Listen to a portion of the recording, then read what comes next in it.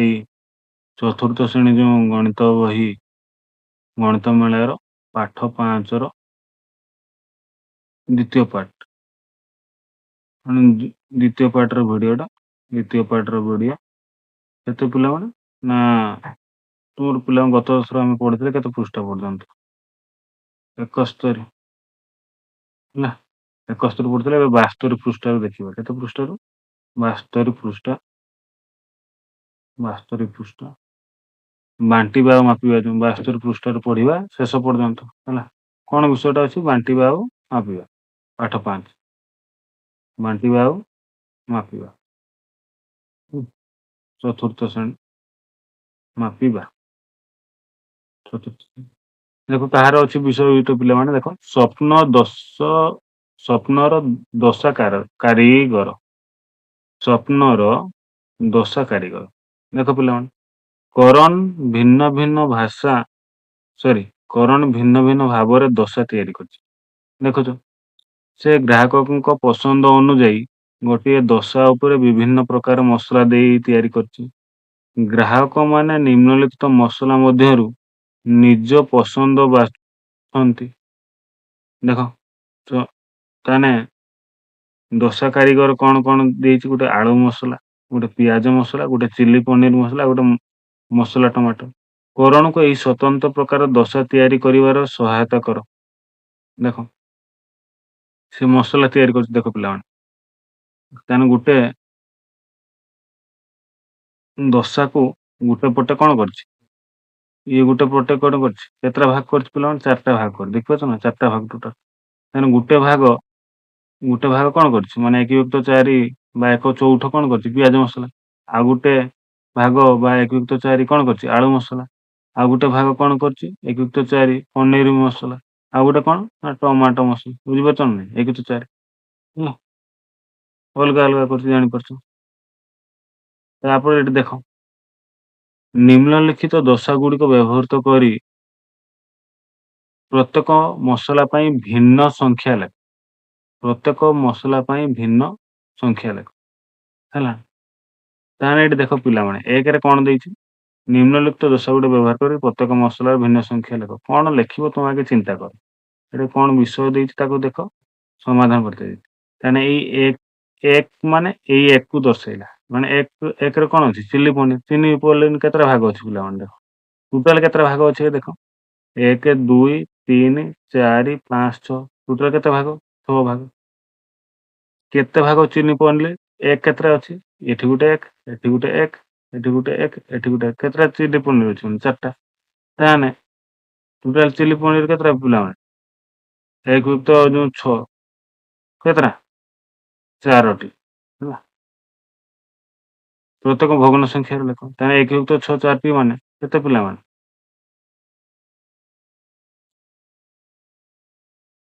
1+6 4ଟି ମାନେ କ'ଣ କେତେଟା ତାହେଲେ ନା 4+6 ବୁଝିପାରିଲ 4ଟା 1+6 କେତେଟା ପିଲାମାନେ 4ଟା ମାନେ 1+6 ଯୁକ୍ତ 1+6 ଯୁକ୍ତ 1+6 ଯୁକ୍ତ 1+6 ତାହେଲେ ମିଶିଗଲେ କେତେ ପିଲାମାନେ 4+6 ଆଳୁ ଏଇ ସଂଖ୍ୟାଟା ମାନେ ପିଲାମାନେ କ'ଣ ଆର ସଂଖ୍ୟାଟା ମାନେ ଆଳୁ 2 ନମ୍ବର ସଂଖ୍ୟାଟା ମାନେ 2 ନମ୍ବର କ'ଣ ଇଏ ଗୋଟେ ଆଳୁ ଅଛି ଇଏ ଗୋଟେ ଆଳୁ ମସଲା କେତେଟା ଅଛି ପିଲାମାନେ 2ଟା ତାହେଲେ 2+6 କେତେଟା ଅଛି ମାନେ 1+6 କେତେଟା ଅଛି 1+6 ଇଏ ବି 1+6 କେତେଟା ଅଛି 2ଟା ଅଛି ତାହେଲେ କେତେ ପିଲା କ'ଣ 2+6 ମିଶିଗଲେ କେତେଟା ଅଛି 2ଟି ଅଛି ବୁଝିପାରିଲ ପିଲାମାନେ ଆଉ ଗୋଟେ ବୁଝେଇ ଦଉଛି ଦେଖ ଏଇ ଯୋଉ 1 ଲେଖା ହେଇଛି 1 ମାନେ ଏଇଟା ହଉଛି ଟମାଟୋ ମସଲା ପିଲାମାନେ ଇଏ ଟମାଟୋ ମସଲା ଇଏ ହଉଛି ଟମାଟୋ ମସଲା ଇଏ ବି ଟମାଟୋ ମସଲା ଇଏ ଟମାଟୋ ମସଲା ମାନେ ଏଇ ସଂଖ୍ୟାକୁ ଦର୍ଶାଉଛି ମାନେ ଏଇଟା ହଉଛି ଟମାଟୋ ମସଲାର ତିଆରି ମାନେ ଏଇଟା ଦେଖିବା ଆଗେ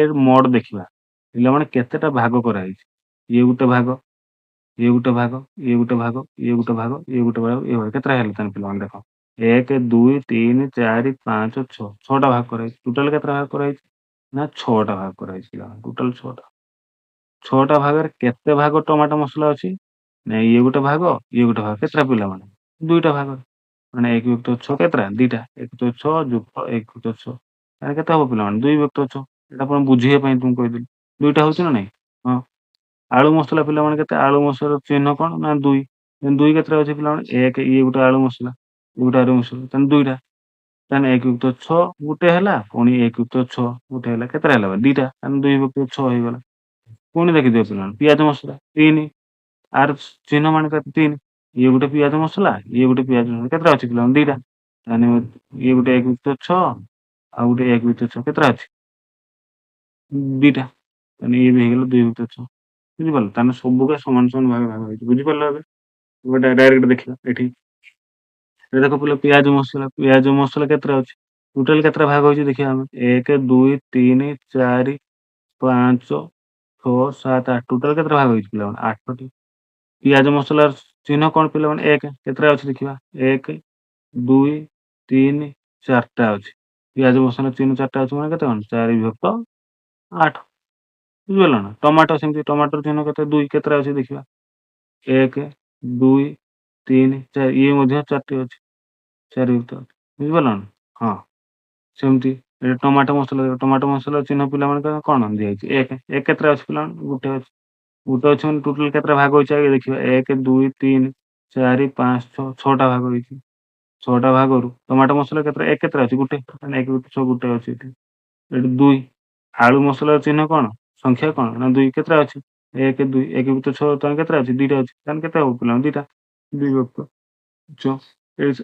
ପିଆଜ ମସଲାର ଚିହ୍ନ କଣ ପିଲାମାନେ? 3। କେତେଟା ଅଛି? 1 2 3 3 ଯୁକ୍ତ 6 3ଟା।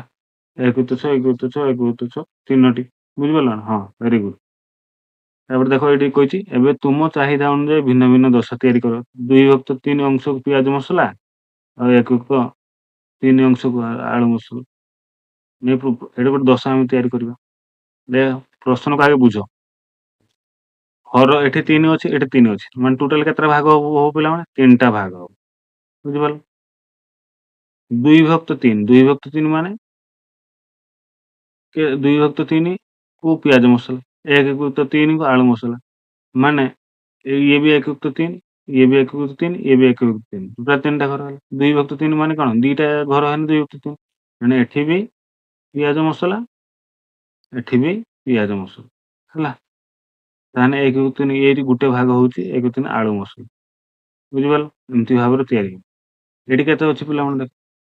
3 ଯୁକ୍ତ 8 ଅଂଶ ଆଳୁ ମସଲା, 1 ଯୁକ୍ତ 8 ଅଂଶ ଚିଲି ପନିର, 4 ଯୁକ୍ତ 8 ଅଂଶ ଟମାଟୋ। ତାହେଲେ ଆମେ ଟୋଟାଲ ଗୋଟେ ପନିର କି କେତେ ଭାଗ କରିବା ପିଲାମାନେ? 8 ଭାଗ। କେତେ ଭାଗ? 8 ଭାଗ। 4 ଭାଗ ହେଲା। କେତେ ଭାଗ ହେଲା? 6 ଭାଗ। କେତେ ହେଲା? 8 ଭାଗ। 8 ଭାଗରୁ 3 ବିଭକ୍ତ 8 ମାନେ 3 ବିଭକ୍ତ 8 ମାନେ 1 ବିଭକ୍ତ 8 କେତେଟା ନବ? 3ଟା ନବ। ତାହେଲେ ସେନା ଯାଇକି 1 ବିଭକ୍ତ 8 1 ବିଭକ୍ତ 3ଟା 3 ବିଭକ୍ତ ମାନେ 3ଟି ଘର, 3ଟି ନେଲେ ଯାଇକି ଆଳୁ।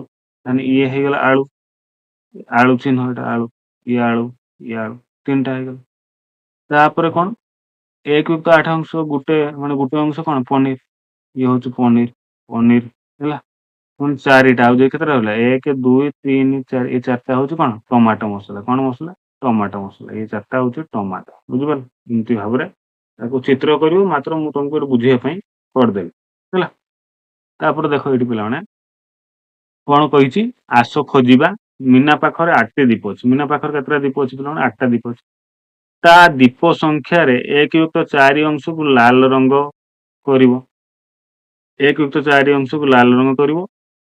1 ଯୁକ୍ତ 4 ଅଂଶ ଦୀପ ପାଇବା ପାଇଁ ଆସ ଦୀପ ଗୁଡିକ 4 ସମାନ ଭାଗ କରିବା। ତୁମେ ଦେଖିପାରୁଛ କି କିପରି ଦୀପ ଗୁଡିକ 4 ସମାନ ଭାଗରେ ଭାଗ କରାହେଇଛି? ତେବେ 2ଟି ଦୀପକୁ ଲାଲ ରଙ୍ଗ କଲେ 1 ଯୁକ୍ତ 4 ଅଂଶ ହେବ କି? ହଁ, 2ଟା ଦୀପ। ଟୋଟାଲ କେତେଟା ଅଛି? 8ଟା ଦୀପ ଅଛି। 1 ଯୁକ୍ତ 4 ମାନେ ବୁଝିପାରିଲ ଭାଗେ। ତାହେଲେ କେତେଟା ଦୀପକୁ ଲାଲ ଅଂଶ କରିବା? ଭାଗେ 2ଟା ଦୀପ ହବ। ଏଠି ବି ଲାଲ ଅଂଶ, ଲାଲ ଅଂଶ ଆକୁ କରିବ, ଆକୁ ଲାଲ ଅଂଶ କରିବ। ହେଲା? ତାପରେ ସେ କଣ କହୁଛି? ଏବେ 2ଟି ଦୀପକୁ ଲାଲ ଅଂଶ କରି 1 ଯୁକ୍ତ 4 ଅଂଶ। ହଁ, ହବ। ବୁଝିଗଲ ନା? ହଁ, ହବ। ତାପରେ ଦେଇଛି ଏଠି କଣ? ଆସ ସମାଧାନ କରିବା। କଣ କରିବା? ଆସ ସମାଧାନ କରିବା।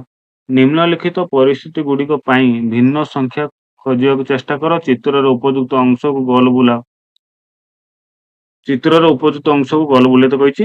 12ଟି ବିସ୍କୁଟ ଅଛି। କେତେଟା ବିସ୍କୁଟ ଅଛି ପିଲାମାନେ? 12ଟା ଅଛି। ତଳେ ଦେଇଥିବା ପିଲାଙ୍କ ସଂଖ୍ୟା ଅନୁଯାୟୀ ପ୍ରତ୍ୟେକ କେଉଁ ଭଗ୍ନ ସଂଖ୍ୟାର ବିସ୍କୁଟ ପାଇବେ? ଯଦି 12ଟାକୁ 3 ଜଣ ପିଲାକୁ ଭାଗ କରାଯାଏ, ହେଲା ନା? 6 ଜଣଙ୍କ ପିଲାଙ୍କ ମଧ୍ୟରେ ଭାଗ କରାଯାଏ। 2 ଜଣଙ୍କ ପିଲାଙ୍କ ମଧ୍ୟରେ ଭାଗ କରାଯାଏ, 4 ଜଣ ପିଲାଙ୍କ ମଧ୍ୟରେ ଭାଗ କରାଯାଏ 12ଟି ବିସ୍କୁଟ। ତାହେଲେ କେମିତି ପାଇବ ପିଲା? ଦେଖ 12ଟା ବିସ୍କୁଟ ଅଛି। 3 ଜଣ ପିଲାଙ୍କ ମଧ୍ୟରେ ଭାଗ କରାଯିବ। କେତେଟା ପିଲାଙ୍କ ମଧ୍ୟରେ? 3 ଜଣ। ତାହେଲେ ଇଏ ହଉଛି 1 ଯୁକ୍ତ 12। ଏମିତି ହେଇ କେତେଟା? ଇଏ ବି 1 ଯୁକ୍ତ 12 ସବୁକା ହଉଛନ୍ତି 1 ଯୁକ୍ତ 12 ହେଲା। ଇଏ ବି 1 ଯୁକ୍ତ 12 ଭଗ୍ନ ସଂଖ୍ୟାରେ ଦେଖିଲେ। ଇଏ ବି ସବୁ ହଉଛି 1 ଯୁକ୍ତ 12 ଯେତିକି ଅଛି। ହେଲା। ତାହେଲେ 3 ଜଣ ପିଲା ମାନେ 3 ଜଣ ପିଲାକୁ ସମାନ ଭାଗରେ ବାଣ୍ଟ କରିବେ ମାନେ 12ଟା ଜଣକା କେତେଟା ଲେଖା ପଡ଼ିବ ପିଲାମାନେ? ଇଏ ଖଣ୍ଡେ ଆର ପଡ଼ିଲା, ଇଏ ଖଣ୍ଡେ ଆର ପଡ଼ିଲା। ତାହେଲେ ଜଣକା 4ଟା ଲେଖା ପଡ଼ିବ। ଏଟା ଜଣକର, ଏଟା ଜଣକର, ଏଟା ଜଣକର। ତାହେଲେ 1 ଯୁକ୍ତ 12 ଏଠି ଗୋଟେ 1 ଯୁକ୍ତ 12 ଏଠି ଗୋଟେ 1 ଯୁକ୍ତ 12 କେତେଟା 1 ଯୁକ୍ତ 12 ହେଲା? ଏ 4ଟା ଜଣକା 4ଟା ମାନେ ଇଏ ଗୋଟେ 1 ଯୁକ୍ତ 12 ଇଏ ଗୋଟେ 1 ଯୁକ୍ତ 12 ଇଏ ଗୋଟେ 4ଟା। ତାହେଲେ 4ଟା 1 ଯୁକ୍ତ 12କୁ ମିଶେଇବ। 4ଟି 1 ଯୁକ୍ତ 12କୁ ମିଶେଇଲ। ତାହେଲେ ପିଲାମାନେ କେତେ ହବ? 12କୁ ହରରେ 12 ରହିଲା। 4ଟା 1 ମିଶେଇଲେ କେତେ ପିଲାମାନେ? 4। ଜଣେ କେତେ 3 ଜଣ ପିଲାକୁ ହେନେ କେତେ ପିଲା ପାଇବେ ପିଲାମାନେ? ଜଣେ ପାଇବ ଏମିତି। ଜଣେ ପାଇବ 4 ଯୁକ୍ତ 12 ଆଉ ଜଣେ ପାଇବ 4 ଯୁକ୍ତ 12 ଆଉ ଜଣେ ପାଇବ 4 ତାହେଲେ 3 ଜଣ ଇଏ ପାଇଲା 4 ଯୁକ୍ତ 12 ଇଏ ବି ପାଇବ 4 ଯୁକ୍ତ 12 ଇଏ ବି ପାଇବ 4 ଯୁକ୍ତ 12। ଏକୁ ପ୍ରଥମ ବୁଝେଇଦେଲି। ଦ୍ୱିତୀୟକୁ ବୁଝେଇବା। ଦ୍ୱିତୀୟ ବୁଝିବା ପାଇଁ ହେଲେ ଆମକୁ ଟିକେ କଣ କରତେ ପଡ଼ିବ? ଚିନ୍ତା କରତେ ପଡ଼ିବ। ଚିନ୍ତା ନାହିଁ, ଦ୍ୱିତୀୟ ବୁଝେଇବାକୁ ଗଲେ ଆକୁ ଲିଭେଇତେ ପଡ଼ିବ। କାରଣ ଆକୁ ନ ଲିଭେଇଲେ ଆମେ ବୁଝିପାରିବା ନାହିଁ। ହେଲା। ଆକୁ ଆମେ ନ ଲିଭେଇଲେ ବୁଝିପାରିବା ନାହିଁ। କାରଣ ତ କହିହବନି। କାରଣ ଏଟା କେମିତି ବୁଝେଇବି ତୁମକୁ ଆଉ? ଆକୁ ଗାରେଇତେ ପଡ଼ିବ ପୁଣି ଆଉଥରେ ଚିତ୍ରଟାକୁ। ଦେଖ ଏଠି କଣ କହିଛି ଦେଖ 6 ଜଣ ପିଲାଙ୍କ ମଧ୍ୟରେ ବାହାରିବ।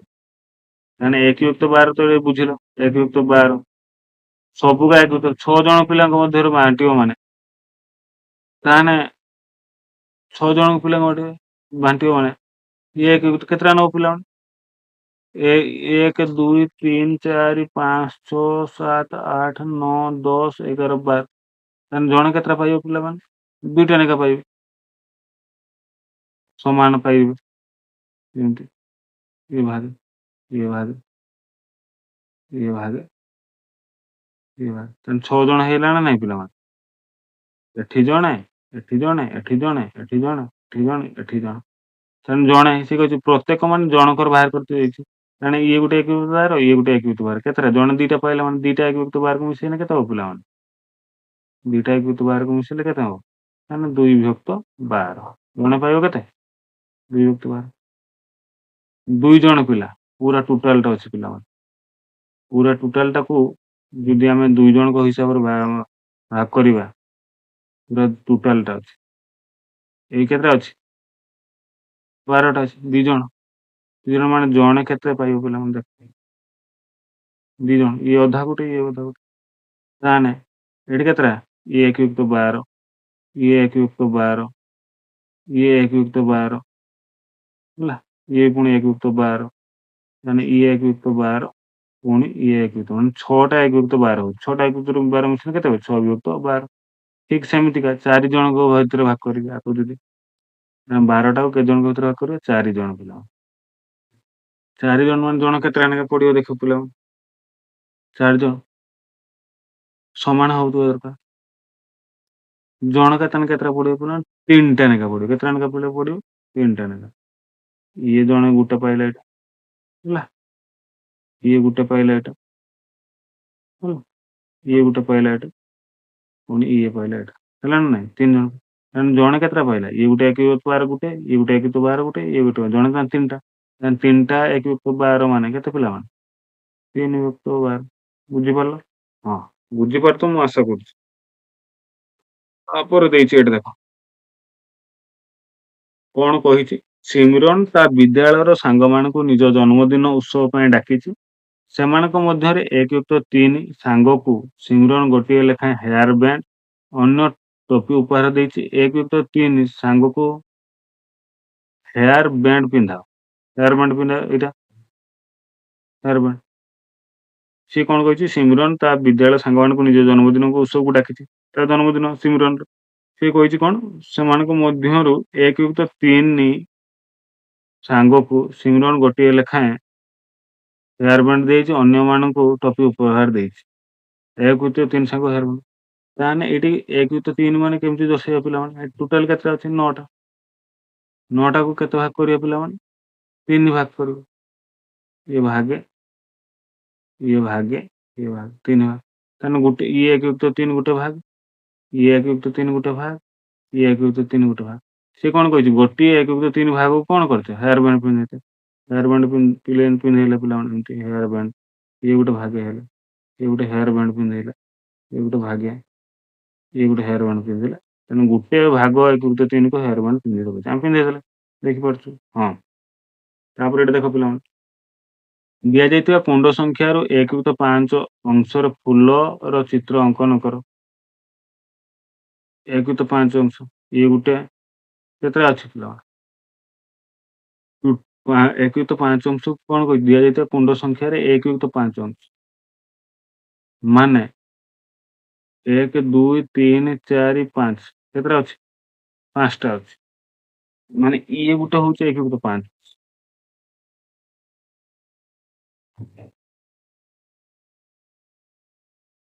ଦିଆଯାଇଥିବା କୁଣ୍ଡରେ 1-5 ଅଂଶରେ ଫୁଲ ଚିତ୍ର ଅଙ୍କନ କର। ତାହେଲେ ଏଠି କେତେଟା ଅଛି? 1-5 1-5 ଅଂଶରେ ଟୋଟାଲ 15ଟା ଅଛି। ଆମେ 1-5 ମାନେ ପିଲାମାନେ ହରରେ ଗୋଟେ ତାହେଲେ କେତେ ଭାଗ କରାଯିବ ଏଠି? 5 ଭାଗ। ଗୋଟେ 1-5 କରିବା। ଏଠି ଆଗେ ପ୍ରଶ୍ନକୁ ବୁଝ। ଦିଆଯାଇଥିବା କୁଣ୍ଡ ସଂଖ୍ୟାରେ 1-5 ଅଂଶରେ ଫୁଲ ଚିତ୍ର ଅଙ୍କନ କର। ହର 5 ଅଛି ମାନେ ତାହେଲେ କେତେଟା କୁଣ୍ଡ ନବା ପିଲାମାନେ? 5ଟା କୁଣ୍ଡ ନବା। 5ଟା ହେଲେ ଇଏ ଗୋଟେ 1-5 କୁ ହେଲା। ହେଲା। ତାପରେ 4ଟା ହେଲା। ଏଠି ଆକୁ ଗୋଟେ ହବ। ଇଏ ଗୋଟେ ହଉଛି 1-5 2ଟା ହେଲା। ଆଉ ଗୋଟେ ଇଏ ଗୋଟେ ହଉଛି 1-5 3ଟା ହେଲା। ବୁଝିଲ? ତାହେଲେ ଇଏ ଗୋଟେ 1-5, ଇଏ ଗୋଟେ 1-5, ଆଉ ଗୋଟେ ଇଏ 1-5। ବୁଝିପାରିଲ? କାହିଁକି ଆମେ 5 ନେଲେ ବୁଝିପାରିଲ? ହର 5 ଅଛି ମାନେ କୁଣ୍ଡ 5ଟାକୁ ବୁଝେଇ ଦିଅ। ବୁଝିଲ? ତାହେଲେ ଇଏ ଗୋଟେ ଭାଗ 1-5, ଇଏ ଗୋଟେ ମାନେ କୁଣ୍ଡରେ ଫୁଲ 1-2 ତାପରେ କଣ କହିଛି? ସେ ଗୋଟେ କୁଣ୍ଡ ସଂଖ୍ୟା 1-5 ର ଫୁଲ ଚିତ୍ର। ଏଠି ତାହେଲେ ଫୁଲ ଚିତ୍ର ଅଙ୍କନ କରିଦବା। ଇଏ ଗୋଟେ ଫୁଲ ଚିତ୍ର। ଗୋଟେ ଭାଗର ଅଙ୍କନ କରତେ କହିଛି। ଇଏ ଗୋଟେ ଫୁଲ, ଇଏ ଗୋଟେ ଫୁଲ, ଇଏ ଗୋଟେ ଫୁଲ। ବୁଝିପାରିଲ? ଏଗା ଅଙ୍କନ ହବ ନାହିଁ। ହଁ। ତାପରେ ଦେଖ ଦେଇଛି କଣ? ଆସ ଆମ ପରିବେଶର ଭଗ୍ନ ସଂଖ୍ୟା ଖୋଜିବା। ଠିକ ଅଛି, ଆମ ପରିବେଶର ଭଗ୍ନ ସଂଖ୍ୟା ଖୋଜିବା। ଦେଖ ଏଠି କଣ ଦେଇଛି? କୁମୁଦିନୀ ଆଗ୍ରହ ସହିତ ଜାଣିବାକୁ ଚାହୁଁଛି କି ଦୈନନ୍ଦିନ ଜୀବନରେ ଆମେ କେଉଁଠି ଭଗ୍ନ ସଂଖ୍ୟା ବ୍ୟବହାର କରୁଛେ। ସେ ଜାଣିଥିବା କିଛି ଉଦାହରଣ ତଳେ ଦିଆଯାଇଛି। ଅଧିକ ଉଦାହରଣ ପାଇବାକୁ ତାକୁ ସାହାଯ୍ୟ କର ଏବଂ ସେଗୁଡ଼ିକର ଚିତ୍ର ତୁମ ଖାତାରେ ଅଙ୍କନ କରିବାକୁ ଚେଷ୍ଟା କର। ଗତକାଲି ମା 16ଟା ଆରିସା ପିଠା 4 ସମାନ ଭାଗ କରିବାକୁ ହେଲେ କାଗଜରେ ଖଳରେ 1600 ଆରିସା ପିଠା। ତାହେଲେ କାଗଜ ଖୋଳରେ ଆରିସା ପିଠା କେତେଟା କରିବ? 16ଟା ଆରିସା ପିଠା କରିବ ପିଲାମାନେ। ଆରିସା ପିଠା ଦେଖିଥିବ ଏମିତି ଗୋଲ ଗୋଲ। ମଣ୍ଡା ପିଠା, ଆରିସା ପିଠା ହେଲା। ଏମିତି ଆରିସା ପିଠା 16ଟା କରତେ କହିଛି।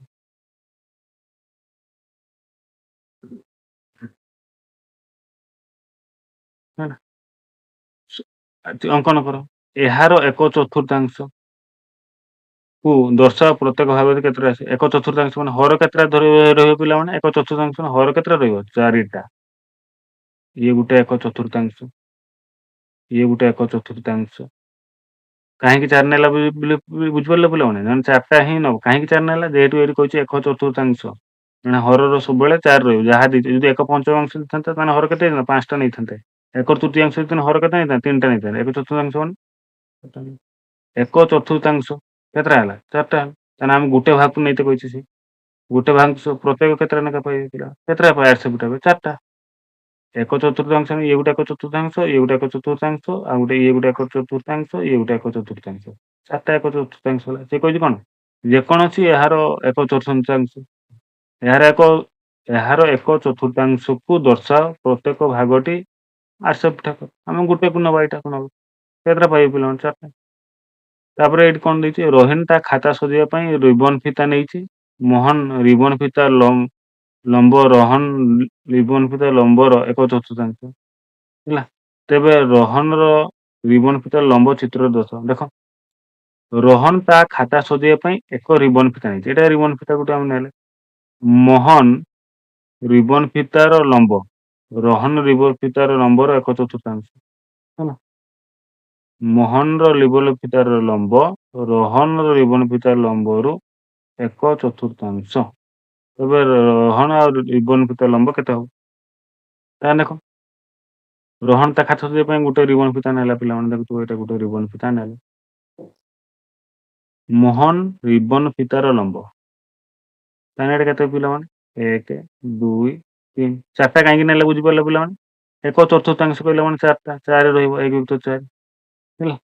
ମୋହନ ରିବନ ଫିତାର ଲମ୍ବ, ମୋହନ ରିବନ ଫିତାର ଲମ୍ବ, ରୋହନର ରିବନ ଫିତାର ଲମ୍ବର 1/4 ହେଲା। ରୋହନର ରିବନ ଫିତାର ଲମ୍ବର 1/4 ମାନେ ଏଇଟା। ତେବେ ରୋହନ ରିବନ ଫିତାର ଲମ୍ବ ଚିତ୍ରକୁ ଦର୍ଶାଅ। ଏଇଠି ଲମ୍ବର 1/4 ମାନେ 4 ଭାଗ ହବ। ବୁଝିପାରିଲ ତ? ରୋହନର 1/4 ଏଇଟା, ଏଇ ଅଂଶଟା। ବୁଝିପାରିଲ? ହଁ। ଏଇଟା ତମ ପରିବେଶରୁ ତୁମେ ଦେଖିକି ଚେଷ୍ଟା କରିବ ପିଲାମାନେ। ତାପରେ ଏଇଠି ଦେଖ, ସିଏ କହିଛି କଣ? ତା ପୁଣି ଭଲ। ଆସ ସମାଧାନ କରିବା। ଗୋଟିଏ ଆୟତାକୃତି କାଗଜ ନିଅ, ଏହାକୁ 3ଟି ସମାନ ଭାଗରେ ଭାଙ୍ଗ, ତାପରେ ପୁଣି କହ। ଦେଖ, ଏଇଟା ଗୋଟେ କାଗଜ ନେକା, ଏହାକୁ ସମାନ ଭାଗରେ ଭାଙ୍ଗିଛି, ତାପରେ ଖୋଲିଛି। ଚିତ୍ରରେ ପ୍ରଦର୍ଶିତ ହୋଇଥିବା ପରି 3ଟି ସମାନ ଅଂଶକୁ ଗୋଟିଏ ଅଂଶ ରଙ୍ଗ ଦେଇଛି। ଏବେ କାଗଜକୁ ପୂର୍ବ ପରି 3 ସମାନ ଅଂଶରେ ଭାଙ୍ଗି ଦିଅ, ତାପରେ ମଝିରୁ ଆଉଥରେ ଭାଙ୍ଗି ଦିଅ। ଦେଖ, ଏଇଠି ସମାନ ଭାଙ୍ଗିଦେଲେ, ତାପରେ ଆଉଥରେ ମଝିରୁ ଭାଙ୍ଗିଦେଲା। ଦେଖ କେଉଁଠି ଭାଙ୍ଗିଛି। ଏବେ ରଙ୍ଗ ହୋଇଥିବା ଅଂଶକୁ ଲକ୍ଷ୍ୟ କର। ବର୍ତ୍ତମାନ ଚିତ୍ରରେ କେଉଁ ଭଗ୍ନାଂଶ ସୂଚାଉଛି, ଏହାର ଅର୍ଥ କଣ? ଏଠି କେତେ ପିଲାମାନେ ଅଛି? ଟୋଟାଲ କେତେ ଅଛି? 1, 2, 3, 4, 5, 6। ଟୋଟାଲ କେତେ? 6। କେତେ ଭାଗ ରଙ୍ଗ ଦିଆହେଇଛି?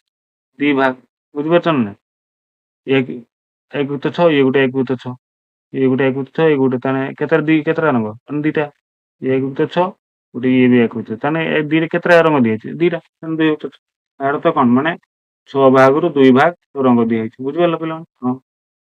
ପୁଣି ଏ କାଗଜରେ ଭାଙ୍ଗ, ରଙ୍ଗ କିପରି ବଦଳି ଯାଉଛି ଲକ୍ଷ୍ୟ କର। ଦେଖ ଏଠି ପିଲାମାନେ ପୁଣି, ତାହେଲେ ଏଠି ଦେଖ, ପ୍ରତ୍ୟେକ ଭାଙ୍ଗକୁ, ତାହେଲେ ଏଠି ଦେଖ, 1, 2, 3, 4, 5, 6, 7, 8, 9, 10, 11, 12। କେତେ ଅଛି? 12। 2/6, ପୁଣି 3/9 ହେଲା, ପୁଣି 4/12, ପୁଣି 2 ହେନେ 3, 4, 5/10, 3 ଦିନେ 6, 6 ହେନେ 12 ହବ। ପ୍ରତ୍ୟେକ ଅଂଶ ଯେଉଁ ଭଗ୍ନ ସଂଖ୍ୟା ଦେଖି ଯାଉଛ ଲେଖ। ଏଠି କେତେ? 1/3, ତାପରେ 2/6, ତାପରେ 3/9 ହବ। ଠିକ ଅଛି, 3/9 ହବ। 12 କାହିଁକି ହବ ରେ? 3/9 ହବ ହେଲା। 3/9, ତାପରେ 3 ଗଲେ 4/12, 4/12, ଠିକ ଅଛି। 5/, ତାପରେ 15 ହବା କଥା। ଯଦି ଆଉ ଗୋଟେ ଚିତ୍ର ଆସେ 5/15 ହବ ହେଲା। ଏଇଟା ମାନେ ଦେଖ ପିଲାମାନେ, ପ୍ରତ୍ୟେକ ଭାଙ୍ଗକୁ ଉପରେ ଲେଖ। ପ୍ରଥମ ଭାଗଟା କେତେ ଅଛି? 1/3, ମାନେ 3ଟା ଘରୁ ଭାଗ, 2ଟା ଭାଗ ମାନେ ମିଶେଇଲେ କେତେ? ଏଇଟାକୁ ନେଲେ, ଏଇ ଫୁଲଟା ନେଲେ, ତାପରେ ପୁରାଟା ନେଲେ, ଏତିକ ନେଲେ, ତାପରେ ପୁରାଟା ନେଲେ, ତାପରେ ଆଉ ଗୋଟେ ଚିତ୍ର କରିକି ନେଲେ। ବୁଝିପାରିଲ? 6 ନମ୍ବର। ତାପରେ କଣ କହିଛି? ଆସ ଚେଷ୍ଟା କରିବା। କଣ ଚେଷ୍ଟା କରିବା ପିଲାମାନେ, ସେ ଦେଖିବା। ଅନ୍ୟ ଏକ କାଗଜ ଫଟୋ ନିଅ। ପୂର୍ବ 2 ସମାନ ଅଂଶରୁ ଆରମ୍ଭ କର। ପ୍ରତ୍ୟେକ ଥର ପ୍ରତ୍ୟେକ ଅଂଶ ଭାଙ୍ଗି ଅଧା କର। ତୁମ ଫଳାଫଳକୁ ସାଙ୍ଗେ ପ୍ରଥମେ ଅଧା, ତାପରେ କଣ? 2/4 ହେଲା। ତାପରେ କେତେ ହବ ପିଲାମାନେ? 2 ପରେ କେତେ ହବ? 3 ନେବ। 3 କେତେ ହବ? 8। 4 ଭାଗରୁ 2 ଭାଗ, ତାପରେ କେତେ ନବ ଦେଖିବା। ମାନେ ଇଏ 2 ଭାଗରୁ ଭାଗେ ରଙ୍ଗ ଦେଲା, ତାପରେ କଣ କଲା? 4 ଭାଗ ନେଲା। 4 ଭାଗରୁ କେତେ କଲା 2 ଭାଗ ରଙ୍ଗ ଦେଲା ତାପରେ କେତେ ନବା ପିଲାମାନେ 6 ଭାଗ 6 ଭାଗ 3 ଯୁକ୍ତ 6 ନବ 6 ଭାଗ ହବ 3 ଯୁକ୍ତ 6 ତାପରେ 4 ଯୁକ୍ତ 8 ତାପରେ 5 ଯୁକ୍ତ 10 ଏମିତି କରିବେ ହେଲା 2 ଭାଗ 4 ଭାଗ 2 ଭାଗ ତାପରେ କେତେ ନବ ପିଲାମାନେ 1 3 ଏଠି 6 ଭାଗ 1 2 ଆଉ ଗୋଟେ 6 ଭାଗରୁ 3 ଭାଗ ରଙ୍ଗ ଦବ ଏଇ 3 ଭାଗ ରଙ୍ଗ ଦବ ଏଠି 2 ଭାଗ ତାପରେ 8 ଭାଗ ନବ 1 2 3 8 ଭାଗରୁ 1 2 3 4 5 6 7 8 8 ଭାଗରୁ 4 ଭାଗ ରଙ୍ଗ ଦବ 1 2 3 4 4 ଭାଗ ରଙ୍ଗ ଦବ ଆଉ କେତେ ଭାଗ ରହିବ ଏମିତିକା ହେଇକି କରିଛି ସେ ଆଉ ଛାଡ଼ ଆସ ଆଲୋଚନା କରିବା ଚତୁର୍ଥରେ ଥିବା ଚିତ୍ରରେ ଥିବା ଭଗ୍ନାଂଶ ପଟ୍ଟିକୁ ଲକ୍ଷ୍ୟ କର ନିମ୍ନଲିଖିତ ପ୍ରଶ୍ନ ଗୁଡ଼ିକ ଆଲୋଚନା କର ଉତ୍ତର ଖୋଜିବା ପାଇଁ ତୁମେ ମଧ୍ୟ ତୁମ ଭଗ୍ନାଂଶ କୀଟିକୁ ବ୍ୟବହାର କର ଦେଖ ଏଇଠି ଦେଖ କେତୋଟି 1 ଯୁକ୍ତ 4 ମିଶି 1 ଯୁକ୍ତ 2 ହବ କେତେଟା 1 ଯୁକ୍ତ 4 କେତେଟା ମିଶିଲେ 1 ଯୁକ୍ତ 2 ହବ ମାନେ ଏଇ ଦିଟା ମିଶିଲେ କେତେଟା ଆ ସାଙ୍ଗରେ ସମାନ ହବ କେତେଟା ଦେଖ ଆ ଚିତ୍ର ଏଇ ସିଧାରେ ଅଛି କେତେଟା ପିଲାମାନେ ଦୁଇଟା 1 ଯୁକ୍ତ 4 ମିଶିଲେ 1 ଯୁକ୍ତ 2 ହବ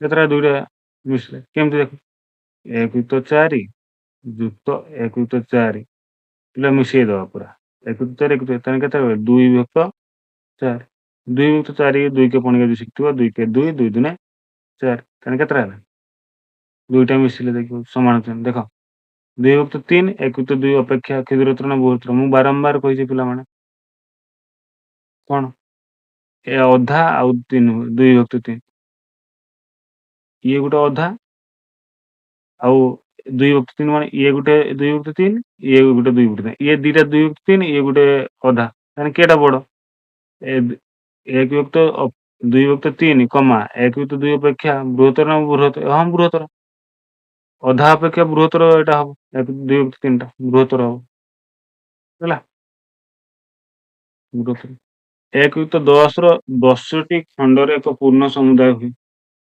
10ଟା ଖଣ୍ଡର ପୂର୍ଣ୍ଣ ସମୁଦାୟ 30 ସତ୍ୟ ଠିକ 10ଟା ହେଲେ ଯେ ପୁରାଟାରେ ହବ ନା ହଁ ଠିକ ସତ୍ୟ ପିଲାମାନେ ହେଲା 10ଟା ହେଲେ ଯାଇକି ପୁରା ହବ କେମିତି ଦେଖ 10ଟା ହେଲେ କେତେ ହବ 10 ଯୁକ୍ତ 10 10 କୁ 10 କେ 10 1 କୁ ହେଇଯାଉଛି ମାନେ ପୁରା କୁ 1 ଯୁକ୍ତ 6 ରେ 3ଟି ଖଣ୍ଡ 1 ଯୁକ୍ତ 6 ରେ 3ଟା ଖଣ୍ଡ ଏଠି ଗୋଟେ ନେଲେ ଏଠି ଗୋଟେ ନେଲେ ଏଠି 1 ଯୁକ୍ତ 8 ରେ କେତେଟା ଖଣ୍ଡ 2ଟା ଖଣ୍ଡ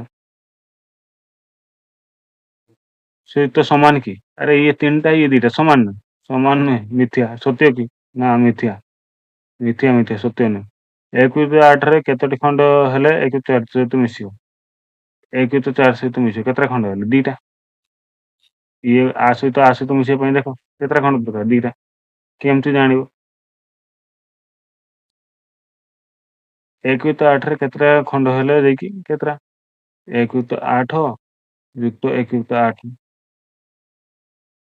କେତେ ହବ ପିଲା 2ଟା ହବ କେମିତି ଦେଖ ତାହେଲେ କେତେ ହେଲା ପିଲା 2 ଯୁକ୍ତ 8 2 ପଣିକା ଶିଖିଥିବ 2 ଦୁନେ 2 କେ 2 2 ଚଉ 8 କେତେଟା 2ଟି ଏମିତି ବି କରାଯାଏ ତାପରେ କହିଛି ଦେଖ ଆସ ସମାଧାନ କରିବା ବବୁଲ ବର୍ଗକ୍ଷେତ୍ର ଆକୃତି କାଗଜ ପଟିରେ ଖେଳୁଛି ସେ କାଗଜ ପଟିକି ଏପରି ଢଙ୍ଗରେ କାଟିବାକୁ ଚାହେଁ ଯେପରି ପ୍ରତ୍ୟେକ ଖଣ୍ଡ ସମାନ ରହେ ସମାନ ଭାବରେ କଟାଯାଇଥିବା ବର୍ଗକ୍ଷେତ୍ର ଗୁଡ଼ିକ ଗୋଲ ବୁଲାଅ ଯେଉଁଠାରେ ସମ୍ଭବ ଚିତ୍ର ଅଂଶ ଗୁଡ଼ିକ ଭିନ୍ନ ସଂଖ୍ୟାରେ ଲେଖିବ ପୁରା ସମାନ ଭାବରେ କଟା ହେଇଛି ପିଲାମାନେ କିଏଟା ସମାନ ଭାବରେ କଟା ହେଇଛି ଆକୁ ତ ସମାନ ଭାବରେ କଟା ହେଇଛି ଆକୁ ଗୋଲ ବୁଲେଇ ପାରିବ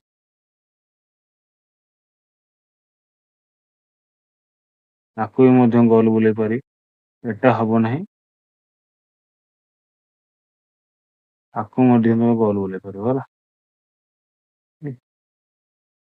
ଚିତ୍ରର ଅଂଶକୁ ପିଲାମାନେ ଭଗ୍ନ ସଂଖ୍ୟାରେ ଲେଖିଛନ୍ତି ତୁମେ ଏହାକୁ ଯାଞ୍ଚ କର ଯେଉଁ ପିଲାଟି ଠିକ ଭାବରେ ଲେଖିଛି ତା ଉପରେ ଗୋଲ ବୁଲା ଭୁଲ ଚିହ୍ନ ଥିଲେ ଛକି ଚିହ୍ନ ଦିଅ ଦେଖ ଏଠି ପିଲାମାନେ 1 ଯୁକ୍ତ 3 କିଶୋର କହିଛି 1 ଯୁକ୍ତ 4 ଏଟା କେତେ ପିଲାମାନେ ଭାଗ ହେଇଛି 1 2 3 ତାହେଲେ କେତେ ହେଇଛି 1 ଯୁକ୍ତ 3 କୁ ରଙ୍ଗ ହେଇଛି ଇଏ ଠିକ କହିଛି ଏଠି କେତେଟା ଭାଗ ହେଇଛି ଦେଖିଦିଅ ଆପଣ 1 2 3 4 5 6 କେତେ ଅଛି 6 ହର କେତେ ରହିବ ତାହେଲେ ପିଲାମାନେ 6 କେତେ ଅଂଶ ରଙ୍ଗ ହେଇଛି ଭାଗେ, ବୁଝିପାରିଲ ନା? ହର କେତେ ରହିବ ଦେଖିଦିଅ ଆଗେ, 1 2 3 4 5, ହର କେତେ ରହିବ 5, କେତେ ଭାଗ ରଙ୍ଗ ହେଇଛି ଭାଗେ, ହରକୁ ଲକ୍ଷ୍ୟ କରିବ ରଙ୍ଗ ଦେଇଛି ଯଦି କହିବ। ତଳେ ଯାଇଥିବା ରଙ୍ଗୀନ ଚିତ୍ରକୁ ଭଗ୍ନ ସଂଖ୍ୟାରେ ପଠେଇବ ଦେଖ। ଦେଖ ଏଇଠି ପିଲାମାନେ ଟୋଟାଲ କେତେଟା ଘର ଅଛି ଗଣିବ, 1 2 3 4 5 6 7 8 9 10 11 12 13 14 15 16 17 18, ଟୋଟାଲ ଘର କେତେ 18। ରଙ୍ଗ କେତେଟା ଦିଆହେଇଛି ପିଲାମାନେ, 1 2 3 4 5 6 7 8 9, କେତେଟା ଦିଆହେଇଛି 9ଟା, ବୁଝିପାରିଲ ନା? ସେମିତି ଲେଖିବ। ଏଇ ଟୋଟାଲ ଘର କେତେଟା ଅଛି ପିଲାମାନେ, 18ଟା, ଗଣିବ କେତେଟା ଘର ରଙ୍ଗ ଦିଆହେଇଛି ମାନେ 1 2 3 4 5 6, 6ଟା ଘର ରଙ୍ଗ ଦିଆହେଇଛି। ଟୋଟାଲ ଘର ସଂଖ୍ୟା କେତେ ପିଲାମାନେ, 18ଟା, କେତେଟା ଘର ରଙ୍ଗ ଦିଆହେଇଛି ପିଲାମାନେ, 4ଟି, ବୁଝିପାରିଲ କାହିଁକି 4ଟି ଲେଖାଗଲା ବୋଲି। ହଁ, ତାପରେ ତଳେ ଦିଆଯାଇଥିବା ପ୍ରତ୍ୟେକ ଚିତ୍ରର ନୀଳ ଅଂଶକୁ ସମ୍ପୂର୍ଣ୍ଣ ଆକୃତିରେ କେତେ ଅଂଶ ଦର୍ଶାଯାଇଛି ତାହାକୁ ତଳେ ଦେଇଥିବା ପ୍ରତ୍ୟେକ ଚିତ୍ରର ନୀଳ ଅଂଶକୁ ସମ୍ପୂର୍ଣ୍ଣ ଆକୃତିରେ କେତେ ଅଂଶ ଦର୍ଶାଯାଇଛି ତାହାକୁ ଭଗ୍ନ ସଂଖ୍ୟା ଦେଖ। ଟୋଟାଲ କେତେଟା ଘର ଅଛି ଦେଖ, ସେ ପ୍ରଶ୍ନ କଣ କହିଛି ଦେଖ, ତଳେ ଦିଆଯାଇଥିବା ପ୍ରତ୍ୟେକ ଚିତ୍ରରେ ନୀଳ ଅଂଶ ସମ୍ପୂର୍ଣ୍ଣ ଆକୃତିର କେତେ ଅଂଶ ଦର୍ଶାଉଛି ବା ଦର୍ଶାଯାଉଛି ତାହାକୁ ଭଗ୍ନ ସଂଖ୍ୟାରେ ଚିହ୍ନଟ କରି ଲେଖ। ସମ୍ପୂର୍ଣ୍ଣ ଚିତ୍ର ମାନେ ପିଲାମାନେ କେତେ କେତେ ସରି 6ଟା, ସମ୍ପୂର୍ଣ୍ଣ ମାନେ କେତେଟା ଚିତ୍ର ଅଛି 6ଟା। ଏଇଟା ଯଦି ଗୋଟେ ଭାଗ, ଏଇଟା 2 ଭାଗ, ଏଇଟା 3 ଭାଗ, ଏଇଟା 4 ଭାଗ, ଏଇଟା 5 ଭାଗ, ଏଇଟା 6 ଭାଗ, ଟୋଟାଲ କେତେଟା ଅଛି 6ଟା ଭାଗ। ତାହେଲେ ଇଏ 1 ଯୁକ୍ତ 6, ଇଏ ବି 1 ଯୁକ୍ତ 6, ଇଏ ବି 1 ଯୁକ୍ତ 6 ହେଲା, ଇଏ ବି 1 ଯୁକ୍ତ 6, ଇଏ ବି 1 ଯୁକ୍ତ 6, ଇଏ ବି 1 ଯୁକ୍ତ 6। ପ୍ରଶ୍ନ ଆମକୁ କଣ କହିଲା, ସେ ନୀଳଟା କେତେ ଭାଗ ଦର୍ଶାଉଛି ଚିତ୍ରର ପୁରାଟା ଯଦି 1 ଯୁକ୍ତ 6 ହୁଏ ତାହେଲେ କେତେଟା ଭାଗ ଦଉଛି, ଇଏ ଗୋଟେ, ଇଏ ଗୋଟେ, ଇଏ ଗୋଟେ, ଇଏ ଗୋଟେ, 4ଟା 1 ଯୁକ୍ତ 6 ମାନେ କେତେ ପିଲାମାନେ 4 ଯୁକ୍ତ 6, ମାନେ 6 ଭାଗରୁ 4 ଭାଗ ଏଠି ନୀଳ ଅଂଶ ଦର୍ଶାଉଛି, ଆଉ 2 ଭାଗ କମଳା। ଏଇଠି ବି ସେମିତିକା କେତେ ଭାଗ ନୀଳ ଅଂଶ ଦର୍ଶାଉଛି, ମୋ ଟୋଟାଲ ଘର କେତେଟା ଅଛି, 1 2 3 4 5 6 7 8, 8ଟି ଟୋଟାଲ ଘର। କେତେ ଭାଗ ଦର୍ଶାଉଛି, ଭାଗେ 2 ଭାଗ 3 ଭାଗ 4 ଭାଗ ଦର୍ଶାଉଛି। ଏମିତି କରିଦବ। ଏଠି ମୋଟ ଘର କେତେଟା ଅଛି, 1 2 3 4 5 6 7 8 9, ମାନେ ହର କେତେ ରହିବ 9। କେତେ ଭାଗ ନୀଳ ଅଂଶ ଦର୍ଶାଉଛି, 1 2 3 4 5 6, 6 ଭାଗ ଦର୍ଶାଉଛି, ଲେଖିଦବ ଉପରେ, ବୁଝିପାରିଲ? ହଁ, ଏଠି ସେମିତି ତଳେ ଦେଇଥିବା ଚିତ୍ରକୁ ଦୁଇ ବିଭକ୍ତ କଣ କହିଛି ଏଠି? ତଳେ ଥିବା ଚିତ୍ର ଗୁଡିକ ସୂଚନା ଆଧାରରେ ବିଭକ୍ତ କରି ଉପଯୁକ୍ତ ଅଂଶ ଗୁଡ଼ିକ ରଙ୍ଗ ଦିଅ। ଏଠି କଣ କହିଛି, 2 ବିଭକ୍ତ 3 ଅଂଶ, ମାନେ କେତେଟା ଘର ହବ ପିଲାମାନେ, ଟୋଟାଲ ହର 3 ଅଛି ମାନେ 3ଟା ଭାଗ ହବ, ଇଏ ଗୋଟେ ଭାଗ, ଇଏ ଗୋଟେ ଭାଗ, ଟୋଟାଲ 3ଟା। 2 ବିଭକ୍ତ 3 ଅଂଶ ରଙ୍ଗ ଦିଅ, ମାନେ ଏଇ ଘରକୁ ଆଉ ଏଇ ଘରକୁ, ଇଏ ଗୋଟେ 1 ଯୁକ୍ତ 3 ଆଉ ଗୋଟେ ଇଏ 1 ଯୁକ୍ତ 3, ତାହେଲେ ଦିଟା ମିଶିଗଲେ କେତେ ହବ, 2 ଯୁକ୍ତ 3, ଇଏ ବି ଗୋଟେ 1 ଯୁକ୍ତ 3, ମାନେ ଏଇ ଦିଟା ଘରକୁ ରଙ୍ଗ ଦବ ତମେ, ବୁଝିପାରିଲ? ହଁ, ଏଠି କଣ 4 ବିଭକ୍ତ 6 ଅଂଶ ରଙ୍ଗ ଦିଅ, ମାନେ କେତେଟା ଘର କରିବ ପିଲାମାନେ, 4 ପୁରା 6 ଅଛି ମାନେ 6 ଭାଗ କରିବ, ଇଏ ଗୋଟେ ଭାଗେ, ଏ କେତେ ଭାଗ ହେଲା, 4 ଭାଗ ହେଲା, ଇଏ 6 ଭାଗ, ତାହେଲେ 4 ଯୁକ୍ତ 6 ମାନେ ଜାଣିଛ କେତେଟା ଘର, 4ଟା ଘରକୁ ରଙ୍ଗ ଦବ। ଏଠି ଗୋଟେ 1 2 3 4, ବୁଝିପାରିଲ, ତାକୁ ରଙ୍ଗ ଦବ ଏମିତି। ଏଠି ଦେଖ ପିଲାମାନେ କହିଛି 1 ଯୁକ୍ତ 4 ଅଂଶକୁ ରଙ୍ଗ ଦିଅ, ପୁଣି 1 ଯୁକ୍ତ 8 ଅଂଶକୁ ଦର୍ଶାଅ, ହେଲା, 1 ଯୁକ୍ତ 4 ଅଂଶକୁ ରଙ୍ଗ ଦିଅ, ପୁଣି 1 ଯୁକ୍ତ 8 ଅଂଶକୁ ଦର୍ଶାଅ। ତ ଆମକୁ ପ୍ରଥମେ କେତେଟା କରିବା ଦେଖ ପିଲାମାନେ, ପ୍ରଥମତଃ 1 ଯୁକ୍ତ 8 ଅଂଶକୁ ଦର୍ଶେଇବା, ମାନେ ଏଇଟା କେତେଟା ଆକାର କରିବ ପିଲାମାନେ, 8ଟା ଭାଗ ହବ। କେତେଟା ଭାଗ, କେତେଟା ଭାଗ ହେଲା ପିଲାମାନେ, ତାହେଲେ ଦେଖ କେତେଟା, 4ଟା। ହୁଁ।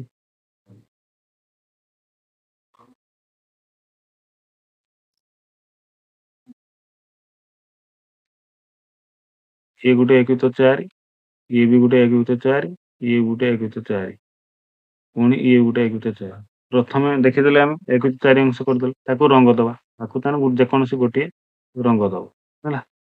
ତାହେଲେ 1 ଯୁକ୍ତ 8 ଅଂଶକୁ ଦର୍ଶାଅ, କେଇଟା 1 ଯୁକ୍ତ 8 ହେଇପାରିବ ପିଲାମାନେ, ତାକୁ ଆମେ କେତେ ଭାଗ କରିବା, ତାହେଲେ 8 ଭାଗ କରିବା, 4ଟା ହେଇଛି, ତାକୁ ମଝିରୁ ଏଇ ଖଣ୍ଡରୁ ଖଣ୍ଡିଆ କରିବା, 8ଟା ହଉଛି ନା ନାହିଁ ଦେଖିବା, 1 2 3 4 5 6 7 8, ତାହେଲେ 8ଟା ହେଇଗଲା। 8ଟା ଯଦି ହେଇଗଲା ତାହେଲେ ଏଇଗା ସବୁ କେତେ, 1 ଯୁକ୍ତ 8, ଏକ ତ 8 ତାହେଲେ କେତେଟା 1 ତ 8 ମିଶିନେ 1 4 ହଉଛି ପିଲାମାନେ। ଇଏ ଗୋଟେ ମିଶିନେ 1 2ଟା। ତାହେଲେ ଏଇ 2ଟା ହବ ହଉଛି କଣ? ଏ 2ଟା ଅଂଶ ଦର୍ଶାଇଲେ 1 ତ 8 ବୁଝିପାରିଲ ପିଲାମାନେ? ଆକୁ ଏଇଠି ସେମିତି କହିଛି 3 4 ଅଂଶକୁ ରଙ୍ଗ ଦିଅ। ତାହେଲେ ଟୋଟାଲ କେତେ ହବ? 4 ଖଣ୍ଡ ହବ। କେତେ କଣ ହବ? 4 ଭାଗ। ଇଏ ଭାଗେ 4 ଭାଗ 3 ଭାଗକୁ ରଙ୍ଗ ଦେଇତେ କହୁଛି। ଏଠି ଗୋଟେ, ଏଠି ଗୋଟେ, ଏଠି ଗୋଟେ। ଏ 3 ଭାଗକୁ ରଙ୍ଗ ଦେଇଦେଲେ ହେଇଗଲା। ବୁଝିପାରିଲ? Very good. ଦେଖ ପିଲାମାନେ ସାଉଣ୍ଡ ପ୍ରାୟ ସ୍ଲୋ ଆସିବ। ତ ତୁମେ ମାନେ ଆଲୋଚନା ଦେଖିବ ଭିଡିଓକୁ ଟିକେ ଜୋର ସାଉଣ୍ଡ ଦେଇକି ଦେଖିବ। ଆଉ ସାଉଣ୍ଡ ଯଦି ଜୋର ଆସିବ ତ ତୁମେ ଭଲ୍ୟୁମ ବେଶୀ ଦେଇକି ଦେଖିବ ନା ତୁମେ ଆରାମସେ ନର୍ମାଲି ଭାବରେ ତୁମେ ଭିଡିଓଟାକୁ ଦେଖିବ ହେଲା। ଆମେ ପୃଷ୍ଠାରୁ ଯୋଉ ଆରମ୍ଭ କଲୁ, ଯେତିକ ପୃଷ୍ଠାରେ ଆଜି ଦ୍ୱିତୀୟ ପାର୍ଟରେ ଆମେ ଆରମ୍ଭ କଲୁ, ତୁମେ ଭଲ ଭାବରେ ଦେଖିବ। ତାପରେ ତମେ ମାନେ ବୁଝିବ, ପୁରା ଆରାମସେ ବୁଝିପାରିବ। କିଛି ଅସୁବିଧା ନାହିଁ। ମୁଁ ଭଲ ଭାବରେ ବୁଝେଇକି କରିଛି। ଯଦି ତାପରେ ବି ତମର ମନରେ କୌଣସି ଡାଉଟ ଥାଏ ମତେ କମେଣ୍ଟ କରିବ, ମୁଁ ତୁମମାନଙ୍କୁ ଭଲସେ ବୁଝେଇଦେବି ହେଲା। ଦ୍ୱିତୀୟ ପାର୍ଟର ଭିଡିଓ କେତେ ପୃଷ୍ଠାରୁ ଆମେ ଦେଖିଥିଲୁ ଏଇଟା ହେଲା। କେତେ ପୃଷ୍ଠାରୁ ଦେଖନ୍ତୁ ଏଇଟା। ପ୍ରଥମ ପାର୍ଟରେ 71 ପୃଷ୍ଠା ଯାଏଁ ଅଛି। ଦ୍ୱିତୀୟ ପାର୍ଟରେ 72 ପୃଷ୍ଠାରୁ ଅଛି। ବୁଝିପାରିଲ ପିଲାମାନେ? ଆଶା କରୁଛି ତମମାନେ ବୁଝିପାରୁଥିବ। ଧନ୍ୟବାଦ। ଆଉ ଯୋଉମାନେ ମୋ ଚ୍ୟାନେଲକୁ ନୂଆ କରି ଦେଖୁଛନ୍ତି ଦୟାକରି କଣ କରିଦେବେ, ଲାଇକ୍ ଆଉ ସବସ୍କ୍ରାଇବ ଟିକେ କରିଦେବେ।